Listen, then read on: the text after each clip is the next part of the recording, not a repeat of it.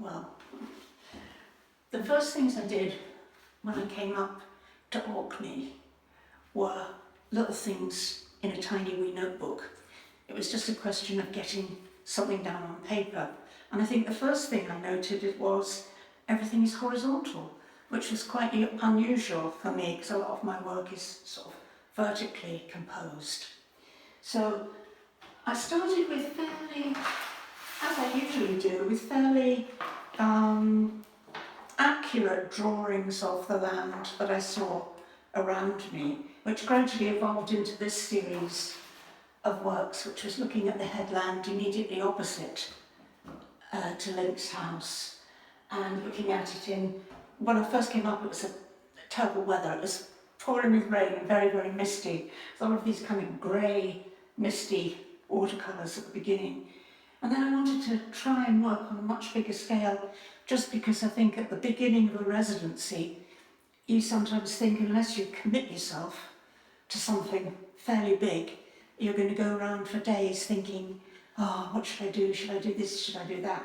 So I sort of jumped in the deep end with this watercolour, which is on a Japanese paper, which is very forgiving. It's very tough. And when I get back to my studio near Edinburgh, I can lay it down on a piece of museum board and carry on working on it. And that's what I really did these for as well, just to give me more information. I also did a couple of kind of imaginary pieces of what I thought it may be like at night. And of course it wasn't anything like it. And also what I thought the structure of the rock, this was sort of moving towards the idea of the actual texture of the substance of a cliff face with these tiny dwellings up on top. So these were just quite experimental pieces right at the beginning to carry out those ideas.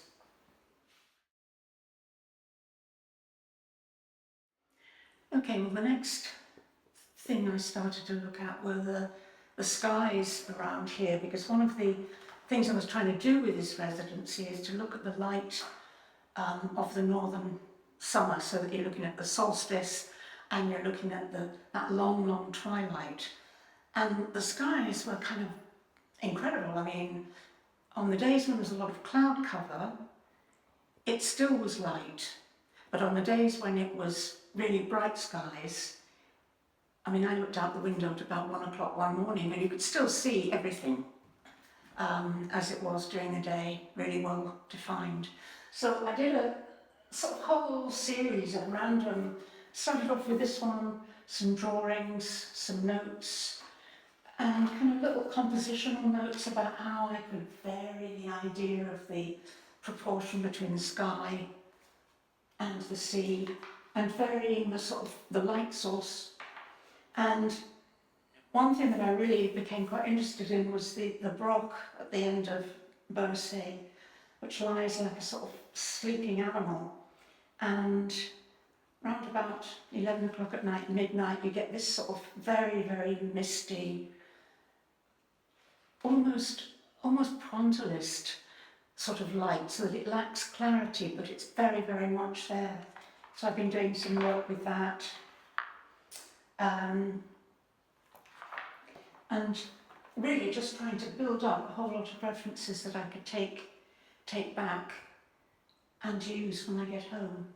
I think the other thing that was very useful was working on paper that was prepared, like something like pumice primed paper or paper that had been collaged on or scratched into.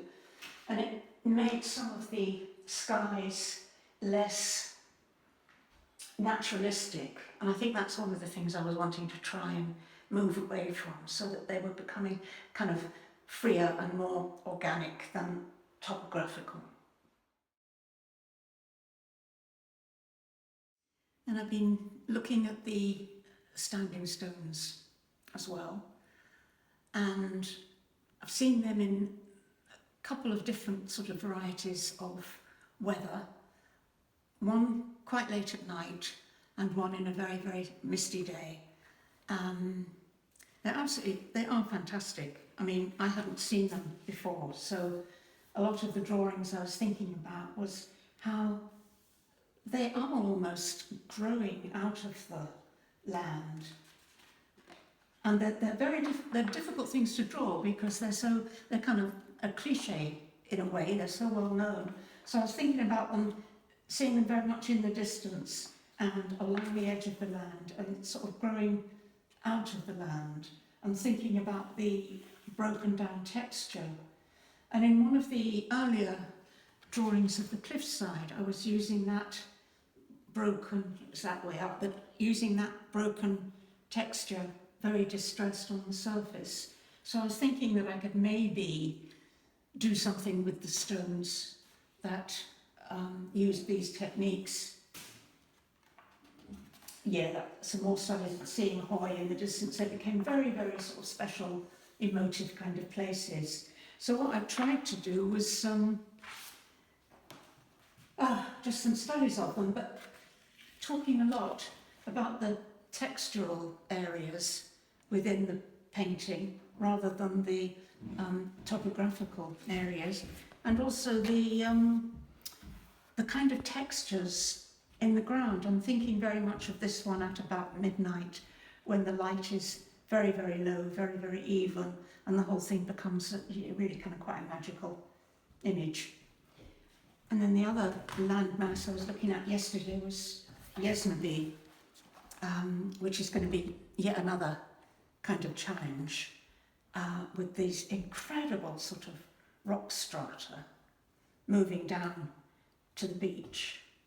So it's these sort of elemental aspects of landscape that I think are really quite interesting, and I'll be working on in the next few days.